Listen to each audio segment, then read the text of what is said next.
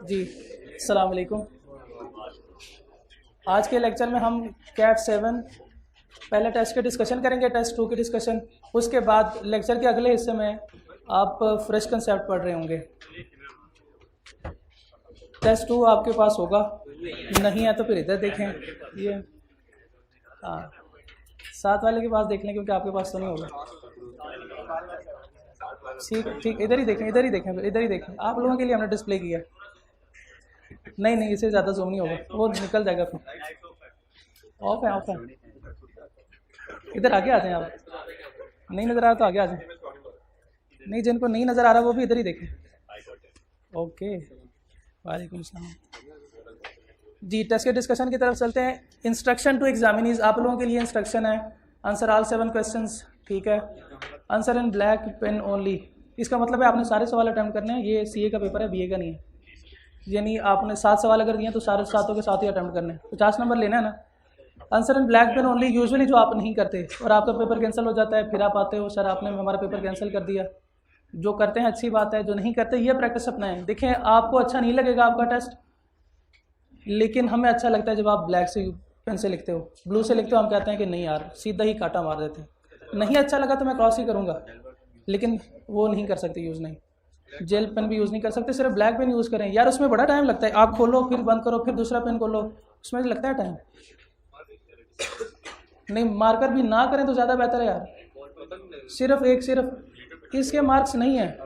इतनी अच्छी मेरी राइटिंग है, यकीन करें अगर राइटिंग पे होता तो मैं, ठीक है समझ गए आप लोग, समझ गए आप लोग। लेकिन अल्हम्दुलिल्लाह किए हैं, मैंने भी पास किए इसी राइटिंग के साथ। वो अलग बात है, फेल भी करता है वो। Attempt each part of the question on fresh page. Christian के पास बड़े पेजेस हैं, आप लोगों को नहीं पता लेकिन मुझे पता है। एक्स्ट्रा पेजेस दे देते हैं वो, उन्होंने दे देते हैं। हाँ जी, तो फ्रेश पेज से स्टार्ट करें अपना ईच जो पार्ट ऑफ द क्वेश्चन है। हाँ जी, फ्रेश पेज का मतलब ये नेक्स्ट पेज से शुरू करें। नेक्स्ट पेज से शुरू किया, एक आपने पार्ट किया, नेक्स्ट पेज पे जो है वो अगला पार्ट करें आप। चलें जी, डिस्कशन की तरफ चलते हैं। क्वेश्चन नंबर 1 वो बाद में बता दूंगा आपको। Select the most appropriate answer from the option available for each of the above. Multiple questions, each question carry 1 mark. Number 1, if a company changes it's name, then former name is required to be mentioned along with the new name for a period of 90 days from the date of issue of new certificate of incorporation or 180 days from date of issue of new certificate। नहीं, 120 days नहीं है। 120 days कहाँ पे पढ़े हैं हमने? Chapter 2 में नहीं पढ़े हुए। 1 year from the date of issuance of new certificate of incorporation और none of the above. Correct option जो है वो ए है।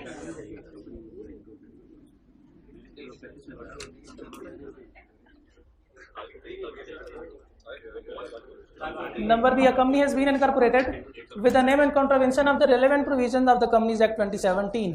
Now the director have received an order from the registrar to rectify the name. नाम कोई गलत होगा तो रजिस्ट्रार ने कहा भाई अपना नाम चेंज करो। After providing an opportunity of being heard, the name is required to be rectified, change within a period of 15 days, 30 days, 120 तो हमने नहीं पढ़े हुए। none of the above is correct, नहीं, 30 days। Number 3, any change in principal, इसमें कोई issue? Any change in principal line of business shall be reported by the company from the date of change to the commission within 30 days. Okay, both the commission and registrar within 30 days. Commission को नहीं करते हम, registrar को। The registrar within 30 days, 30 दिन के अंदर registrar को। Both the commission and registrar with in 15 days नहीं। नेम क्लास इधर भी आए, वहां पे हम कमीशन को नहीं करते, रजिस्ट्रार को भेजते हैं। Approval of number 4, approval of the share holder at the general meeting is not required when shifting the registered office of the company from one city in a province, one city in a province to another. Same province same है लेकिन city different है। One place to another place within the same city, इसमें क्या करना है हमने? Not required है, not required when shifting the registered office of the company. ये मैक्सिमम स्टूडेंट का ये इस नॉट की वजह से एमसीक्यूज गलत था। One place to another place within the same city, or c one city to another in any part of Pakistan not forming part of a province. यार Islamabad to any city of Pakistan, correct option B. One place to another within the same city, उसमें share holder की यानी special resolution की जरूरत नहीं होती। ये थे हमारे एमसीक्यूज। उसके बाद सब्जेक्टिव पार्ट की तरफ चलते हैं। Okay. Question number 2, discuss the power of registrar when a company is registered with the name not allowed by the act. Registrar के पास कौन से पावर होते हैं? रजिस्ट्रार के पास कौन से पावर होते हैं? हाँ जी, सुनाए ना, आप सुनाए। तो आप सुनाए मेरा भाई।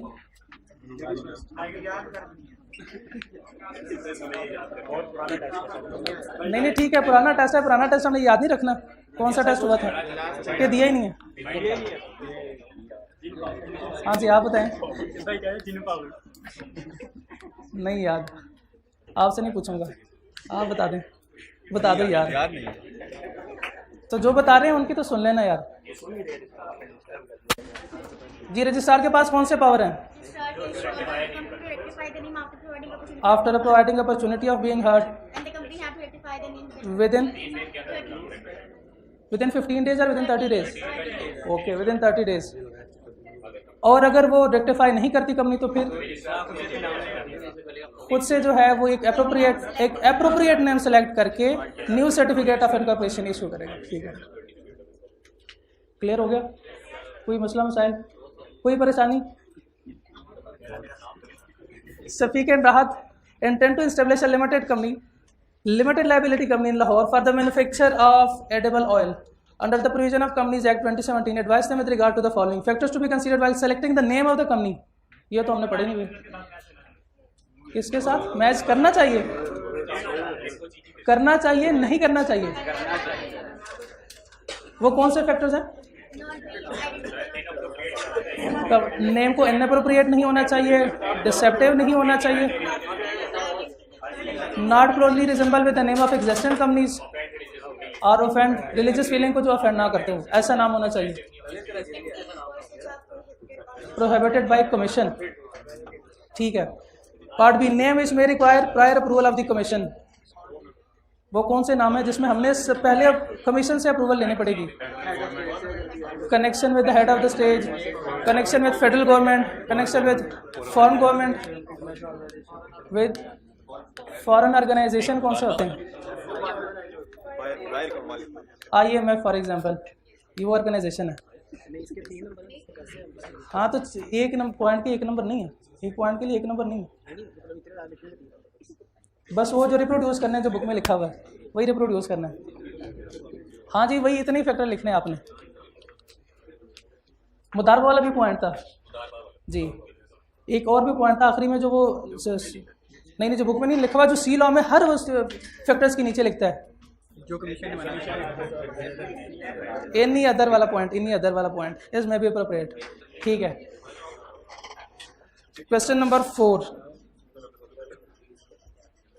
आप लोग टेस्ट में इंटरेस्ट नहीं लेते, डिस्कशन में क्यों लेंगे? The director of WML and subsidiary WAPL have decided in their respective board meeting to shift the registered offices to Landmark Center GT Road Lahore। ये कौन सा एड्रेस है? नहीं, ये एड्रेस कौन सा है? GT रोड तो लिखा हुआ है। शिफ्टिंग वाला ये नहीं है, shift their registered office, shift वो कर रहे हैं, और प्रेजेंट एड्रेस हमने देखने कि वो करंटली जो है वो किस एड्रेस पे है।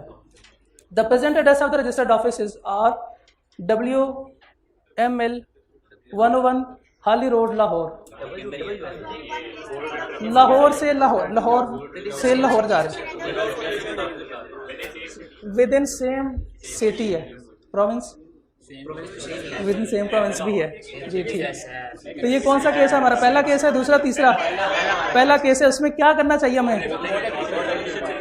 बोर्ड रेजोल्यूशन और नोटिफाई, रजिस्ट्रार को भी, कमीशन को भी नोटिफाई करना है 15 डेज में। ठीक है, रजिस्ट्रार को नोटिफाई करना। ठीक है। WAPL 2nd floor modern avenue Peshawar.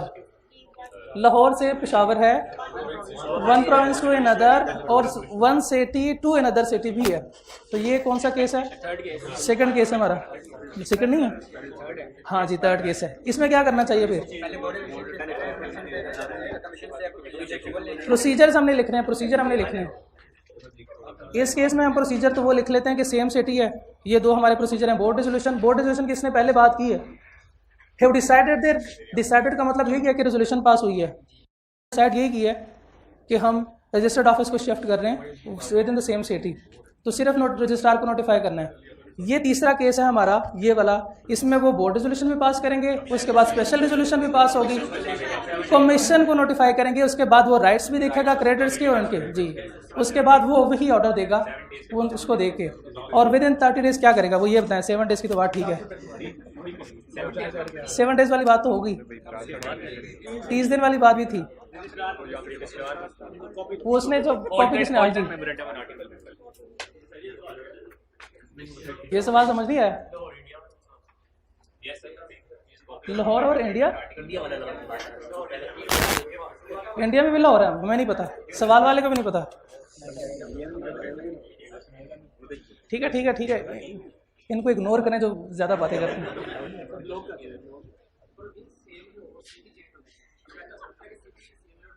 दूसरा पॉइंट हमारा, दूसरा case, under the provision of companies act 2017। उन्होंने कहा प्रोविंस सेम हो सिटी, हाँ जी बाद में सिटी सेम और प्रोविंस चेंज हो जाए। Next question please. अच्छा सवाल है, नेक्स्ट क्वेश्चन। नहीं, इनको इग्नोर नहीं करना, ये भाई हैं हमारे।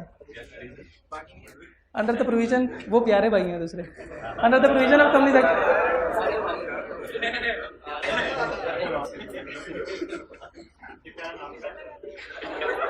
identify when a business is mandatorily required to be registered as a company। कौन बताएगा? Identify when a business is mandatorily required to be registered as a company। कौन से बिजनेस को is a company registered 50 से ज़्यादा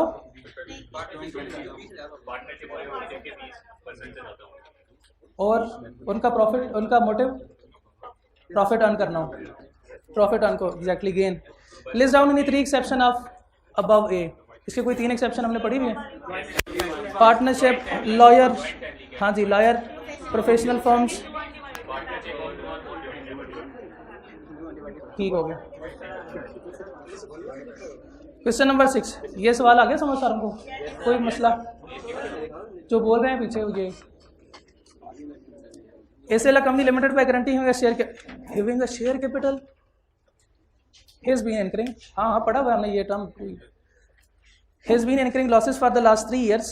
ये कुछ terms ऐसी होती हैं जो कि हम इग्नोर करते हैं, लेकिन सवाल उसी पे, उन्हीं टर्म्स पे बेस कर रहा होता है। हम कुछ और लिखाते हैं, सही लिखाते हैं, गलत जवाब देके, जवाब गलत देके हम सही लिखाते हैं। For the last 3 years initial, यानी जो प्रोविजन या जो भी लिखा होता है हमने वो गलत होता है, और जो लिखा होता है वो ठीक होता है। किताब में वो मौजूद होता है, लेकिन जो उसकी रिक्वायरमेंट होती है वो ही नहीं होती। अब यहाँ पे हैविंग अ शेयर के गारंटी लिमिटेड कंपनी है, आप कुछ और लिखा हो दूसरी कंपनी के लिए requirement. SL had 4 directors A, B, C and D on 1 July 2012, और डेट भी उतनी ही इंपॉर्टेंट है जितनी type of company. C has transferred all his share to D on 1 March 2013। A, B and D decided to wind up the company voluntarily। Explain the liability of A, B, C and D। चारों की liability हमने बतानी है। A liable है, A liable है, A की liability कितनी होगी? A, B, C की A, B और D की कितनी लाइबिलिटी होगी? मेरा ख्याल है कि 2 प्रोविजन आएंगी। A, B and D are liable to contribute to the asset of the company at the time of winding up। और जी amount of guarantee.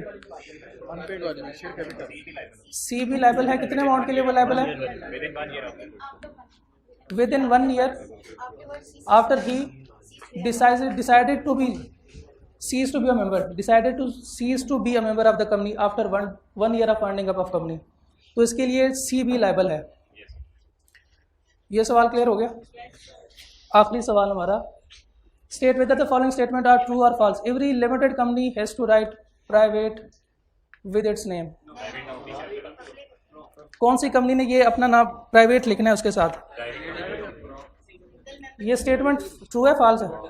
Statement false है, ठीक है। तो कौन सी कंपनी है वो? बाकी सारी कंपनी जो है वो अपने नाम के साथ वर्ड लिमिटेड लिखेंगी, लेकिन सिर्फ प्राइवेट कंपनी जो है वो ये टर्म यूज़ करेगी, प्राइवेट लिमिटेड, प्राइवेट। अच्छा, इसमें सी की लाइबिलिटी, सी की लाइबिलिटी है, वो लाइबल है up to the amount 1 year after he ceases to be the member of the company. यानी इस केस में उसने 1 जुलाई 2012 को अपने सारे शेयर जो है वो डी को ट्रांसफ़र किए हैं। ये डेट मैंने कहा कि उतनी इंपॉर्टेंट है बहुत। 1 जुलाई 2012 को, अब 1 मार्च 2013 को ये कंपनी वाइंड अप हो रही है। अब क्या 1 साल पूरा हो गया? कितने महीने हुए? जुलाई, अगस्त, सितंबर, अक्टूबर, नवंबर, दिसंबर, जनवरी, फेब, 1 मार्च को 8 हो गए, 1 साल तो पूरा नहीं हुआ। तो ये सी भी लाइबल है उतने अमाउंट के लिए जिसने गारंटी की थी, उसने अमाउंट के लिए सी भी लाइबल है। ए, बी और डी तो है ही लाइबल। क्लियर जी? अगर वो कंपनी में इन्वेस्टमेंट और होगी, नहीं वो अपने जो उसने एग्री किया था कि मैं इतना कंट्रीब्यूट करेंगे, उसके लिए वो लाइबल है, उससे ज़्यादा के लिए वो लाइबल नहीं है।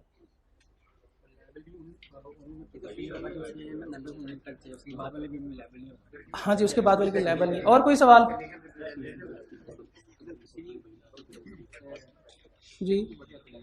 जी ठीक है। विद इन 1 ईयर जो है वो लीगल रिप्रेजेंटेटिव लाइबल होंगे, उसके बाद फिर डी लाइबल है आफ्टर 1 ईयर। जी और कोई सवाल? कोई सवाल नहीं है, कंक्लूड करें फिर हम अपने डिस्कशन को। ठीक है जी, मिलते हैं फिर इंशाल्लाह नेक्स्ट टेस्ट की डिस्कशन में। ओके जी, अस्सलाम वालेकुम।